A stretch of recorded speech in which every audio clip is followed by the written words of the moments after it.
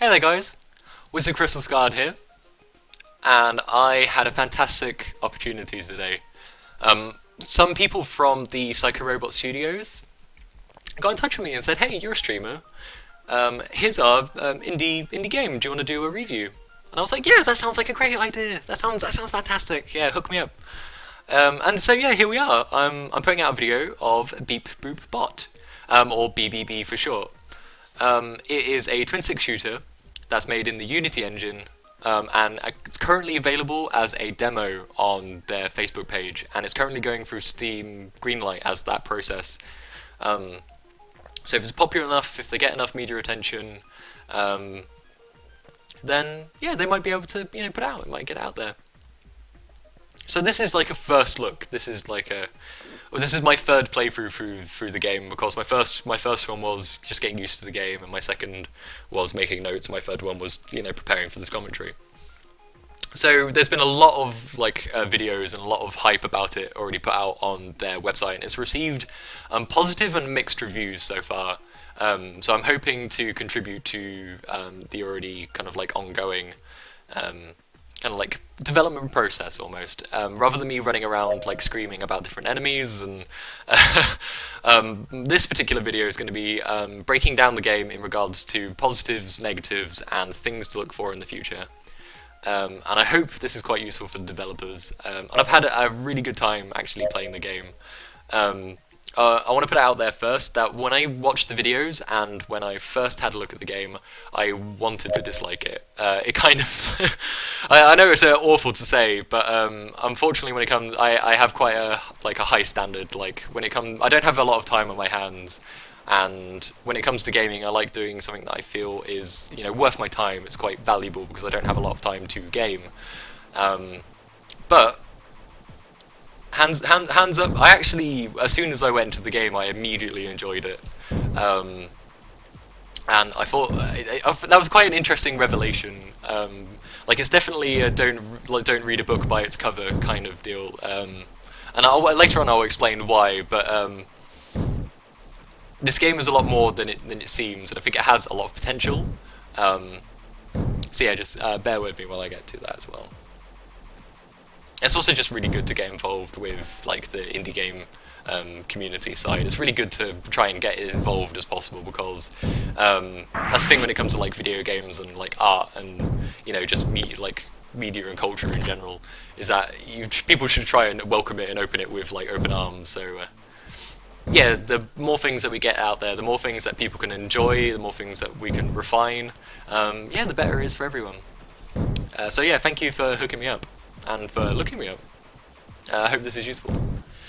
So, one of the things I want to start off with, all the things I liked about the game. These are the I'm going to make a list of links in the description for this and on my channel, and I'm also going to write a bullet point list of all the things that I talked about in this video, so you don't have to miss anything.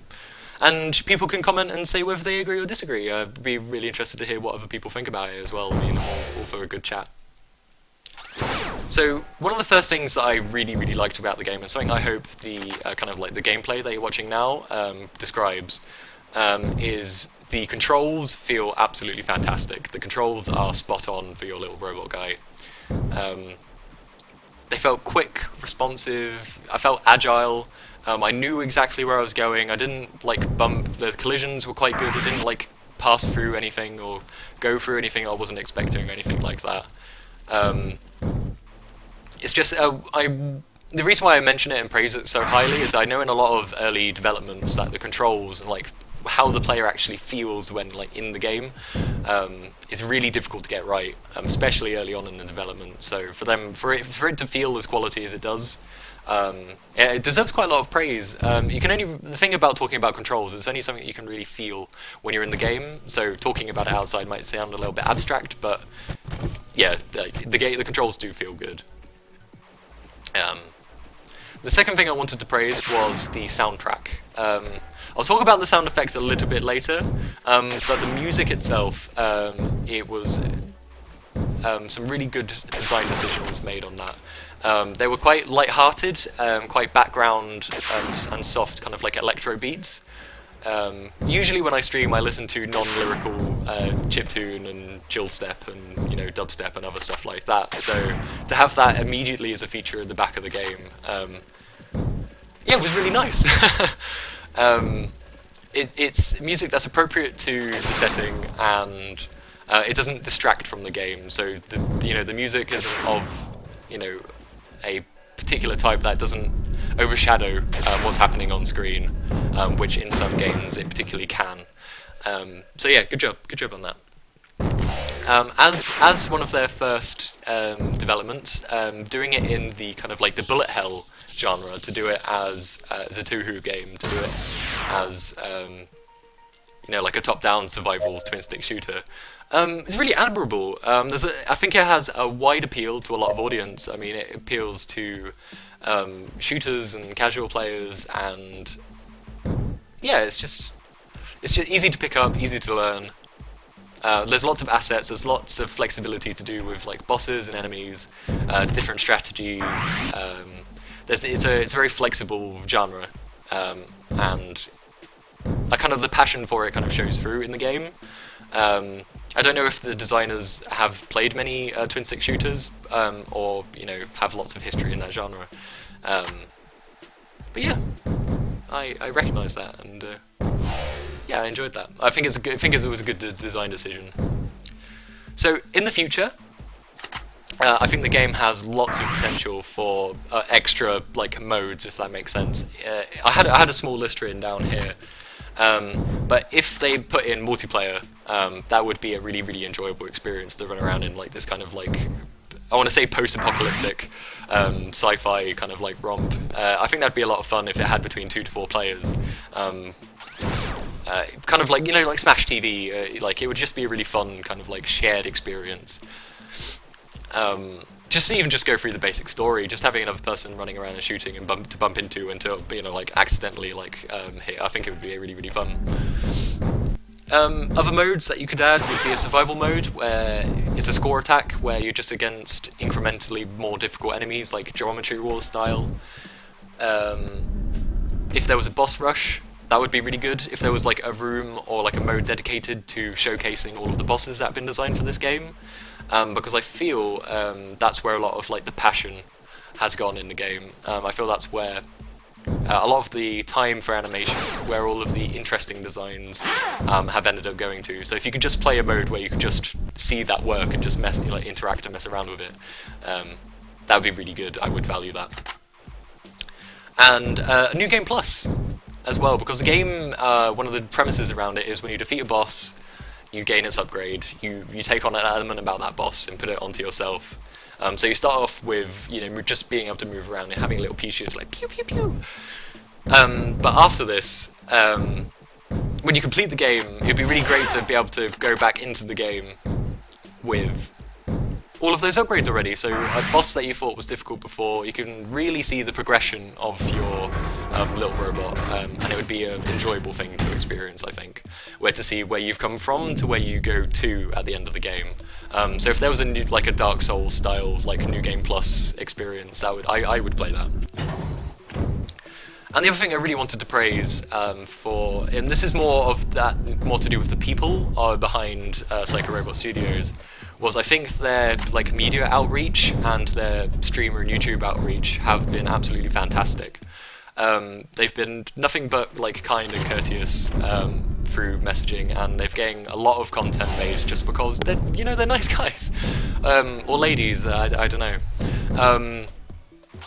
And it's something I hope they continue doing, and it's something I hope they really take into their development, because it's something that was good, and they should carry on doing that. And it's something that you don't often see by a lot of the bigger studios, something I quite valued as a potential customer.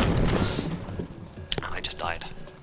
So, oh yeah, and the other thing I want to quickly mention before I get onto the nitty-gritty, and what I would like to call constructive criticism, would be that the bonus weapons are really fun. I kind of feel like this blue kind of like ray gun kind of like fire extinguisher type spray, and the flamethrower are very similar weapons. One's long range and one is short range. One is blue and one is red, and that's pretty much where this differences end. But it's a big but as well. They are really, really fun to use. The missiles feel really responsive, really accurate, very powerful, and the flamethrower and the like I'll call it like the fire extinguisher. They're really fun to use on the little guys as well. So it was really good that you combined that balance between them feeling not too good that you couldn't use them and you had to save them for bosses, and more powerful enough to feel useful in comparison to your normal weapon. And that's a really difficult balance to get. A lot of RPGs and a lot of other shooting games don't manage that balance, so congratulations on that. Like, the level of pickups and drops were just the right amount, I found, to be enjoyable. Okay, so if you don't want to hear my constructive criticisms and you just want to see the pretty gameplay, carry on, hit the mute button or put on some music or cover your ears. But in the meantime, I'm going to get down to the down and dirty to the things I did not like about the game quite as much. There's one of the things that really kind of like killed it for me, was the quality of the writing and the presentation of the writing elements of the game. I did appreciate that at the end that you said that you're going to be very active on Facebook in regards to the development, and I'm speaking directly to the developers here.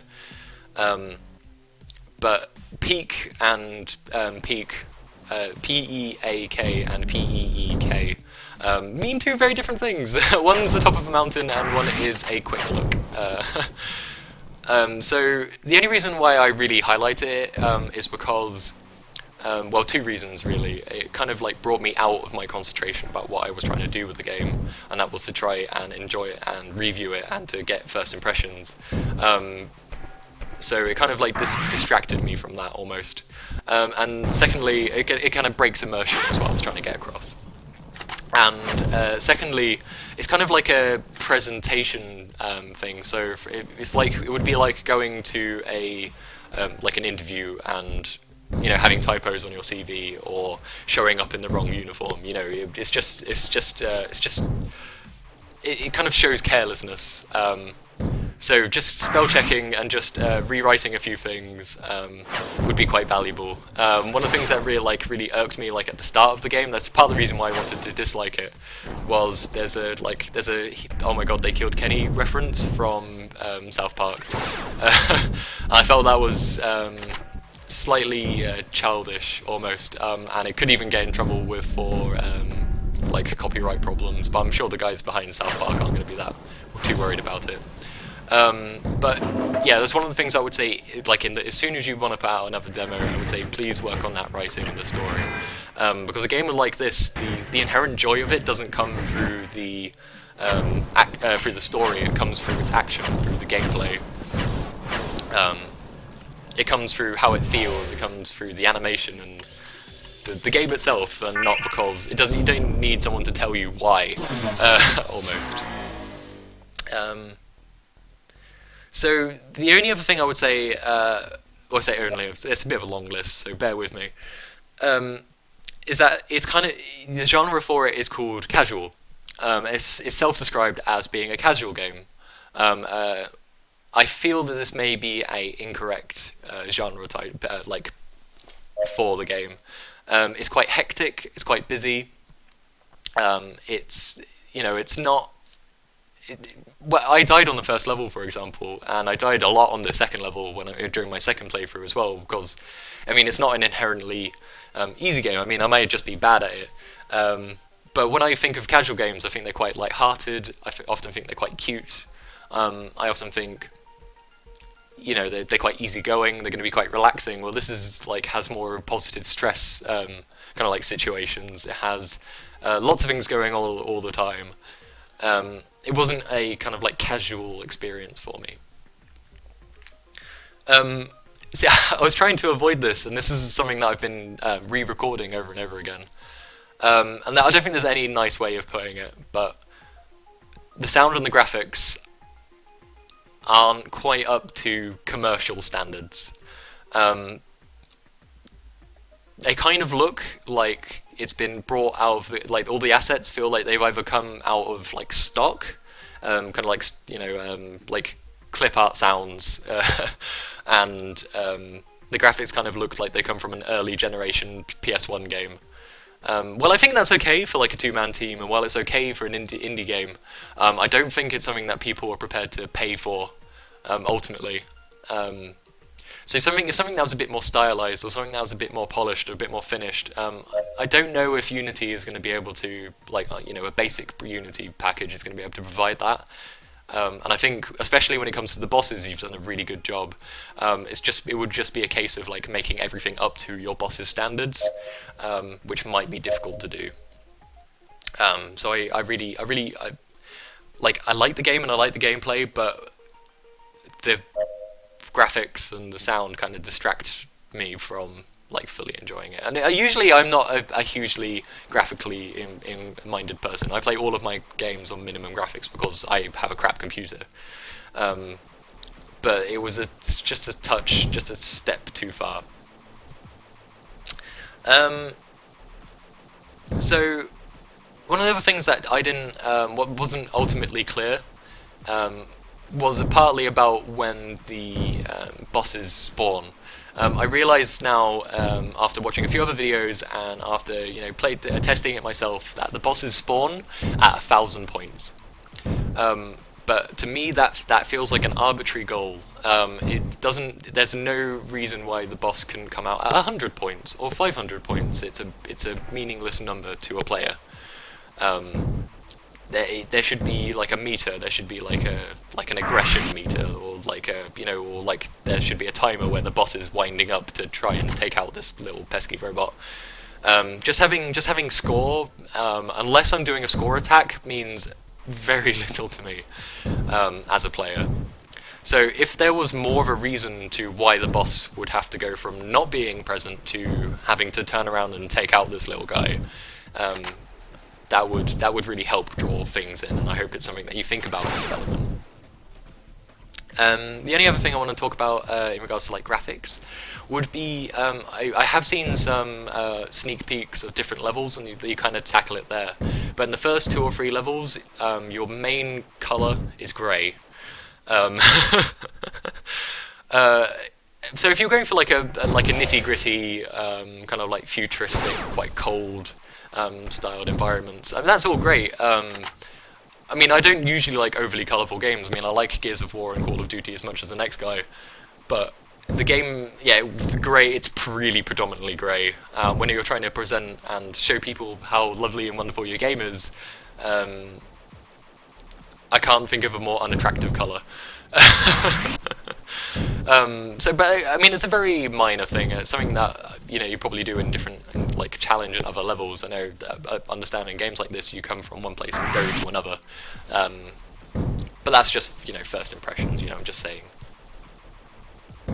So one of the things that did irk me about the demo is you could not access the options menu. So if I could access the options menu, I could have turned the sound effect slider down and put my own music on, and then I would have enjoyed the game a lot more, a lot more. I mean, I did enjoy the music. I wouldn't have changed the music level, of course, but if you just had like some ability to change some of the options, like in game on the fly, that would be really, really useful. But of course, I mentioned that's a problem for the demo, but I'm sure in a full game that it wouldn't be a problem. So you can pretty much disregard that criticism. Oh yeah, the tutorial, that tutorial button at the front of the game. The tutorial is notoriously difficult to get right in video game design. It's really interesting. I think there's some articles on it somewhere else, but especially when it comes to new players and the introduction of a game, it's a lot better to show rather than tell. So rather than just having just a start screen, I should probably use the tutorial. But rather than just showing like a picture of what what all of the buttons are, what you need to try and do and achieve, and then just having it as like a single screen, like people. I don't feel people learn from that. People learn from doing. They need to be shown rather than told. So if there was a small series of GIFs, or if there was a small series of videos, or if there was a tutorial level where you get introduced to each kind of like control concept, that would work quite a lot better than that one page of still and left-click shoots. Maybe it would be better to describe it as use the left-click to shoot, or yeah, it's just not one of those writing things.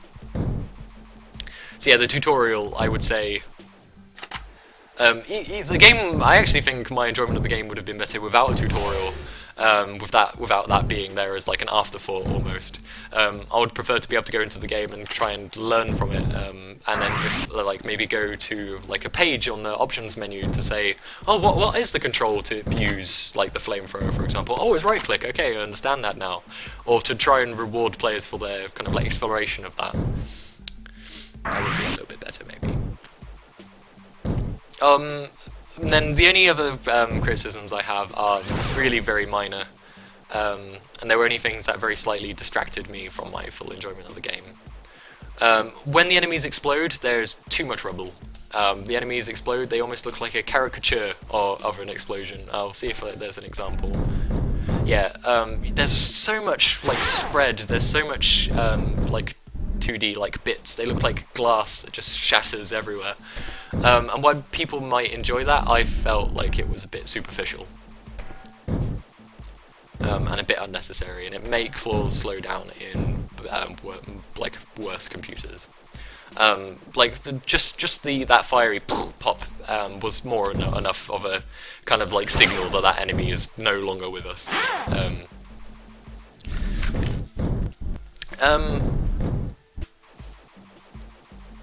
I did have that the horizontal movement did feel a little bit very slightly faster than the vertical movement, but I think that's just because of the viewpoint, and it's not actually that much of an issue. Like if the vertical movement speed was just like touched up just very very slightly, like boop, like turn it up to just 11, that would be good. I don't know if you noticed this as well, but you are unable to pause during the cutscene, and the only reason I found that during the boss cutscenes, like these moments, like here, the only reason I noticed that is because I wanted to make some notes about what I was thinking and explaining, and I couldn't do that. So I don't know if that was intentional or not, and it's not that big of a deal. It's just, you know, one of those quality things. When I don't know if it's still in development, but when you get the knockback chip like upgrade from this boss, from Chops, from on the second level, there is no animation on your robot, and the only animation you see is one of them just sliding away from you. So when I first used it, I wasn't very clear that anything was happening. If there was like an aura or like a wave, or like if something happened on, you know, your little robot, that would make that weapon or that kind of like utility a lot more clear and a lot more kind of like useful. I also tried to exploit the pushback mechanic. I tried, as you see in the next level, if you go back, or hopefully in a little bit, you can see that I managed to push one of the enemies off the screen, but they just teleport right back on, and I managed to clip them out of bounds, so I don't know if that was intentional or not, but that's just one of the things. Yeah, I've kind of felt like there should have been a consequence for them going out screen or hitting a wall or something. Maybe they should have like exploded because of like you know, reward good use of the knockback chip. Yeah, that one. The blue weapon ray felt kind of unresponsive. I tried using it on some bosses, but it felt either like it wasn't doing any damage or I wasn't using it properly, and I didn't really know why. So yeah, it's not too much of an issue. Like you could just use other weapons, but yeah, I would like to be able to find out more about the weapons before I use them. Like I didn't know whether I need to be like moving towards the enemy while using the Blu-ray, or whether I needed to move away, or you know, or whether it's a long distance weapon or a short distance weapon. It wasn't really clear, and I didn't really use it properly. The missiles are freaking overpowered. They're so powerful. You get 6. You can rapid fire them. They often drop, and they kill almost everything on the screen, with very little consequence to yourself. And they completely destroy bosses. You can chunk them down quarter health per missile. So they're very fun to use, and they're a good last ditch.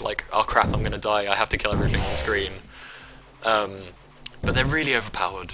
They need to either have some risk element, like the explosion either has to hurt yourself, or the whole damage itself has to be reduced, or the blast radius reduced, or just something. And the other thing I did want to mention before I go is, yeah, here we go. That's an example of the push, acting in strange, maybe unintended ways. In between each level, rather than seeing a blank space where your robot is, it might be cool to put in some splash art, to maybe have a screen of art that's dedicated to the level. Maybe even if they're just sketches about your level design, or if they're a reward to getting to the next level, some art of Beep Boop, or or a picture of the boss, or a letter about the missiles, for example, or something like that. So some extra reward rather than, yes, this is the color of the next floor level. It's just, I kind of feel like that's an opportunity, and a space where you can set up the next level very, very well, rather than just showing you a still of where you're going next. Because when we go into the game, we already know where we're going next. You're there, you're playing it. So that's all for the criticisms I had during the game. They may have sounded like quite a lot, but they're all things I think can be either fixed, and they're not. Or some of them really just aren't big issues. They're things that could be done in a few minutes, maybe, or things that are maybe personal observations that it's just due to my playing preference. But I just wanted to move on to the final thoughts before the video rolls on too long and everyone gets bored. Whereas I was thinking about this game in regards to its ability to be commercial and where it sits in the market.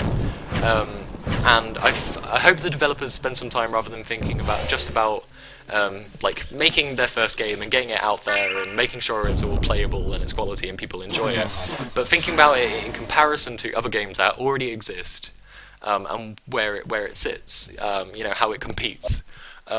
So I would like the game to give me more reasons to double-click onto this experience, rather than, say, going onto a bullet hell game like Super Crate Box, or Jamestown, or Alien Swarm, or Diablo.